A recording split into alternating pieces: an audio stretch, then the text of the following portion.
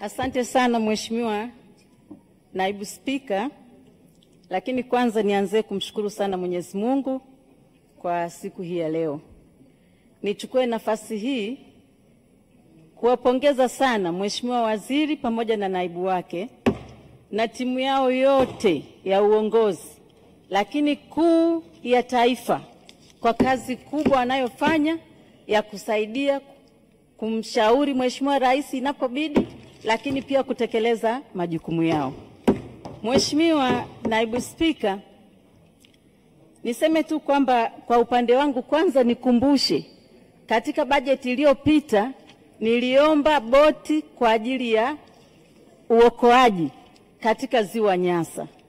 Ziwa Nyasa lina mawimbi sana na kila wakati kunatokea dharura. Hata hivi juzi wamefariki watu 2 pale Lipingu. Kwa hiyo naomba tupate boti la uokoaji. Lakini pia nikushukuru kwa gari ambayo umeiongeza katika wilaya yetu ya Nyasa. Niombe pia kupata chombo cha moto ikiwa ni pikipiki au gari kwa ajili ya tarafa ya Mpepo, ambayo nayo imekuwa kama imejitenga, lakini kuna maeneo hatarishi yale ya hifadhi za Lipalamba na pia ni mpakani. Kwa hiyo naomba pia utuangalie katika mazingira hayo. Mheshimiwa Naibu Spika, sambamba na hiyo nizidi kuwapongeza wanawake viongozi katika wizara hii ambao wanatimiza wajibu wao vizuri.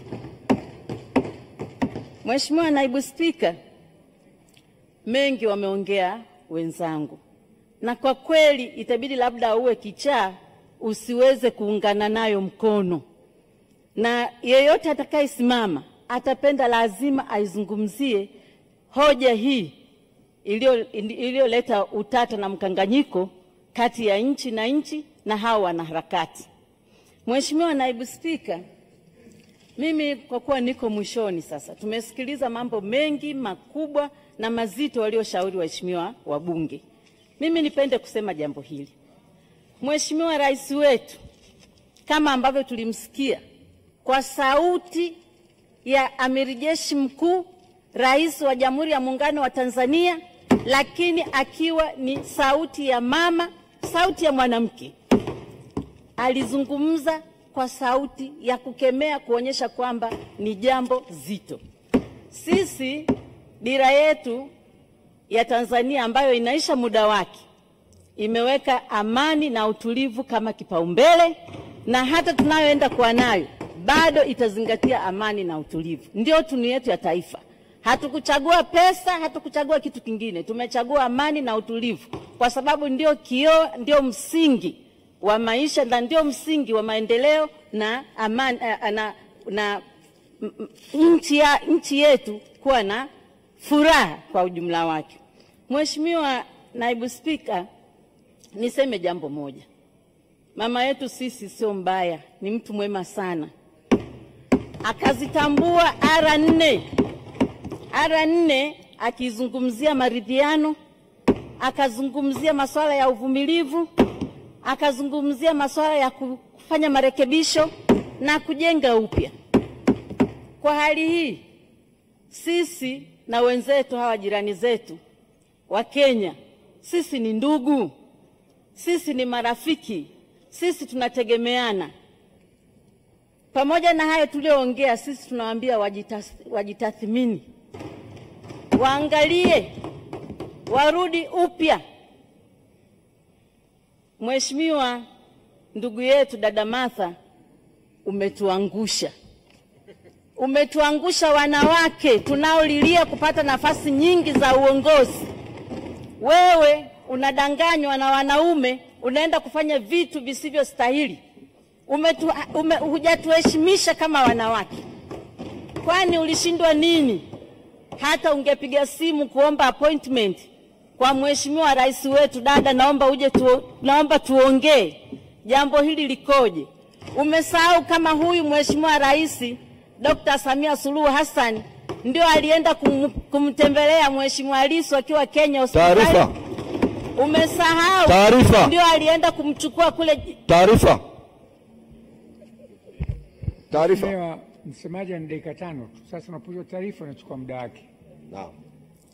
Asante. Mheshimiwa Kirumbi. Umesahau. Ngoja Mheshimiwa Kirumbi. Mheshimiwa, nategemea ridhaa yako tu. Ukiona muda utoshi basi nitakaa. Nimeshakwambia ndio nimekuita hivi. Basi, asante sana. Nimekuambia toa taarifa yako. Mheshimiwa, nilitaka kumpa taarifa mzungumzaji ambaye anachangia vizuri. Majimboni kuna nini? Mbona kila mtu akigamuna akachanganyikiwa? Ni kwa sababu ya yaliyotokea jana tu Mheshimiwa, ndio yametuchanganya. Ya kule Zanzibar ndio yametuchanganya. Taarifa ni kwamba nilitaka kumpa taarifa mzungumzaji ambaye anazungumza vizuri kwamba wala Martha hakudanganywa na wanaume. Unajua kwamba mashetani wako wanaume na wanawake. Yeye ana ushetani wake mwenyewe peke yake. Mheshimiwa Manyanya. Asante kama umeona hivyo. Mheshimiwa Naibu Spika, nataka kusema kwamba hata Mheshimiwa Lissu alipokimbia nchi yake na kwenda nchi nyingine kule Ubelgiji, Mheshimiwa Rais wetu alimfuata akamwambia, mdogo wangu njoo twende nyumbani. Huu ni upendo wa hali ya juu. Lakini kimsingi sisi tunaheshimu mahakama. Hata bunge hili kesi ikiwa mahakamani hatuingilii. Tunasubiri mahakama ifanye kazi yake kwa uhuru. Wao kitu gani kiliwatuma? Mheshimiwa Martha Karua, kimsingi ulichezea masharubu ya Simba ukifikiria amekufa. Simba Tanzania hajafa, bado yuko macho. Ukigusa kipande cha ardhi tunakushughulikia. Ukichezea mamlaka tunakushughulikia. Na nirudie tena kusema wakome. Mheshimiwa Naibu Spika, hata hivyo nimpe neno la faraja.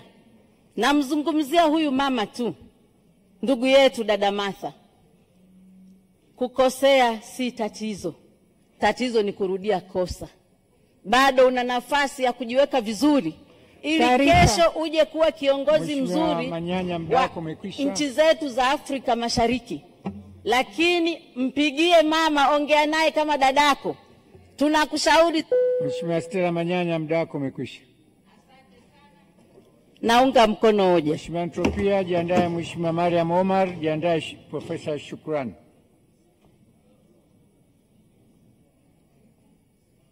Antropia yupo. Mheshimiwa Mariam.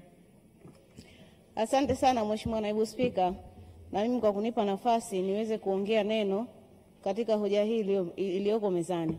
Kutokana na uchache wa muda nitakwenda moja kwa moja katika pointi zangu. Kwanza, naipongeza sana wizara kwa namna anavyojitoa na kufanya kazi nzuri. Lakini na changamoto 2-3 hizi, na nitaanzia katika ofisi